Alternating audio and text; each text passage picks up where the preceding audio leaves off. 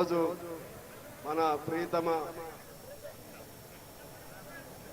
ప్రీతమ ముఖ్యమంత్రి శ్రీ రేవంత్ రెడ్డి గారు, మా జాతీయ నాయకులు, భారత కమ్యూనిస్ట్ పార్టీ మాజీ ప్రధాన కార్యదర్శి సుధాకర్ రెడ్డి గారి మరణం పట్ల సంతాపం తెలియజేయడానికి వచ్చారు.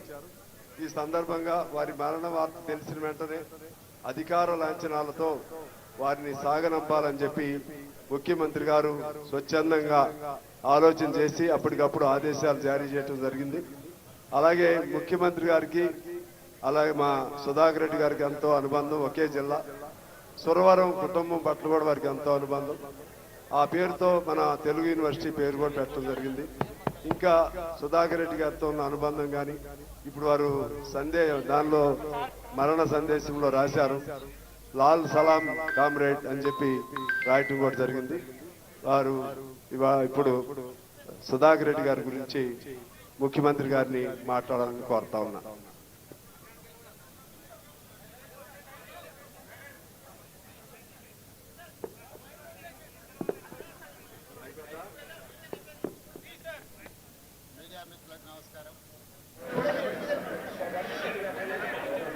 కామ్రేడ్ సుధాకర్ రెడ్డి గారి మరణం పేదలకు,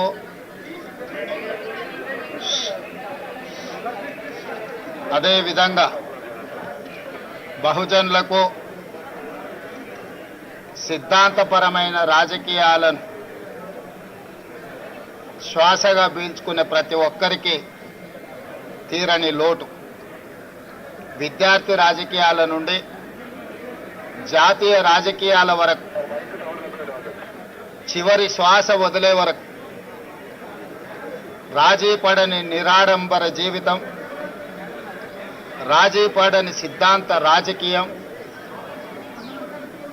ఏఐఎస్ఎఫ్ నుంచి మొదలు పెడితే జాతీయ ప్రధాన కార్యదర్శి వరకు, పార్లమెంట్ సభ్యుడిగా వివిధ హోదాలలో పనిచేసిన ఏ రోజు కూడా అహంకారము, అహంభావాన్ని తన దరిదాపులకు రానియకుండా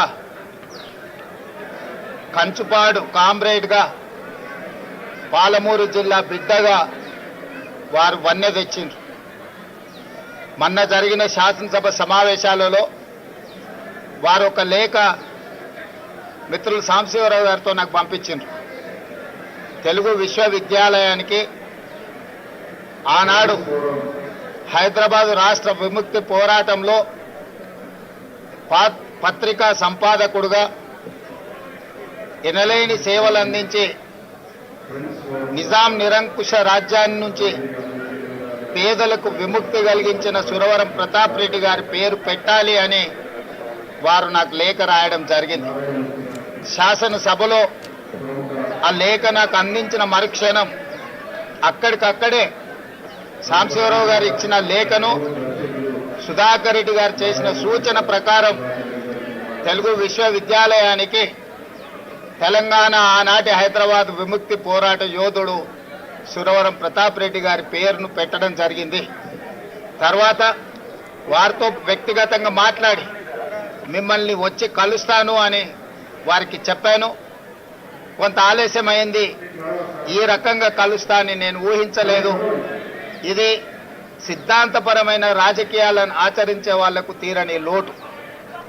కాంగ్రెస్ పార్టీ పక్షాన, ముఖ్యంగా మా జిల్లా వాసిగా, మా జిల్లాకే వన్నె తెచ్చిన ఒక గొప్ప నాయకుడు, ఆ జిల్లా నుంచి ఆనాడు బూరుగుల రామకృష్ణారావు గారు కావచ్చు, కీర్తిశేషులు జయపాల్ రెడ్డి గారు కావచ్చు, ఈనాడు సురవరం సుధాకర్ రెడ్డి గారు ఆ పాలమూరు జిల్లాకు వన్నె తెచ్చిండ్రు.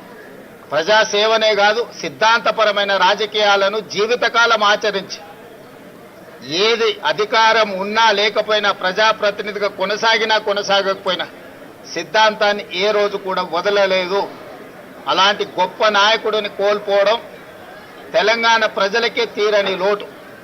అందుకే ప్రభుత్వ పక్షాన వారికి అధికారిక లాంఛనాలతో కార్యక్రమాలను నిర్వహించడమే కాదు, వారి కుటుంబానికి, కామ్రేడ్ సోదరులకు ప్రభుత్వ పక్షాన అన్ని రకాల సహాయ సహకారాలు అందించాలి అని నిర్ణయించుకున్నాం.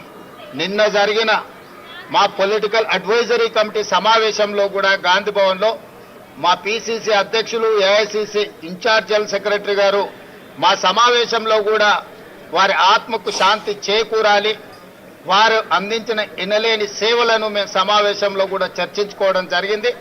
సమావేశంలో కాంగ్రెస్ పార్టీ సంపూర్ణంగా ఈరోజు తీర్మానం చేయడమే కాదు, మల్లికార్జున్ ఖర్గే గారు కూడా వారి సానుభూతిని ఆ కుటుంబాలకు అండగా నిలబడతామని సందేశాన్ని చెప్పండి అని చెప్పి నాకు సూచన చేసిండ్రు. ఈరోజు ఏఐసిసి పక్షాన, తెలంగాణ కాంగ్రెస్ పార్టీ పక్షాన, తెలంగాణ ప్రభుత్వం తరఫున కూడా వారికి ఘనమైన నివాళులు అర్పిస్తూ వారి కుటుంబానికి అండగా ఉంటాం. వారి ఆత్మకు శాంతి చేకూరాలని, వారి కుటుంబం మనోధైర్యం కోల్పోకుండా ఉండాలి అని కోరుకుంటూ మీ అందరి దగ్గర సెలవు తీసుకుంటున్నా. జోహార్ కామ్రేడ్ సుధాకర్ రెడ్డి గారు. జోహార్ సురవరం సుధాకర్ రెడ్డి గారి జ్ఞాపకార్థం ఏదైనా ఒక మంచి నిర్ణయం తీసుకుంటాం, మంత్రివర్గంలో చర్చిస్తాం. అది ఎక్కడ, ఏ విధంగా, ఏ రకమైన కార్యాచరణ చేపట్టాలి మేము మంత్రివర్గంలో తప్పకుండా చర్చించి, ఎందుకంటే తెలంగాణలో ఉన్న కొద్దిమంది విలువలతో కూడుకున్న రాజకీయాలను జీవితకాలం ఆచరించిన వ్యక్తుల పట్ల ఈ ప్రభుత్వానికి సానుభూతి ఉన్నది, ఈ ప్రభుత్వానికి గౌరవం ఉన్నది. అందుకే కొండా లక్ష్మణ్ బాపూజీ గారు IITH అంటే ఇండియన్ ఇన్స్టిట్యూట్ ఆఫ్ హ్యాండ్లూమ్ టెక్నాలజీకి పెట్టుకోవడం జరిగింది. మహిళా యూనివర్సిటీకి వీరనారి చాకలి ఐలమ్మ గారి పేరు పెట్టుకోవడం జరిగింది. తెలుగు యూనివర్సిటీకి సూరవరం ప్రతాప్ రెడ్డి గారి పేరు పెట్టుకోవడం జరిగింది. ఈ తెలంగాణ సమాజంలో ప్రజలకు ఆదర్శంగా నిలబడ్డ వ్యక్తులను జైపాల్ రెడ్డి గారి పేరును పాలమూరు రంగారెడ్డి ఎత్తిపోతలకు పెట్టుకోవడం జరిగింది. ప్రజా యుద్ధ నౌక గద్దర్ గారి పేరును చిరస్థాయిగా ఉండిపోయే విధంగా చర్యలు తీసుకోవడం జరిగింది.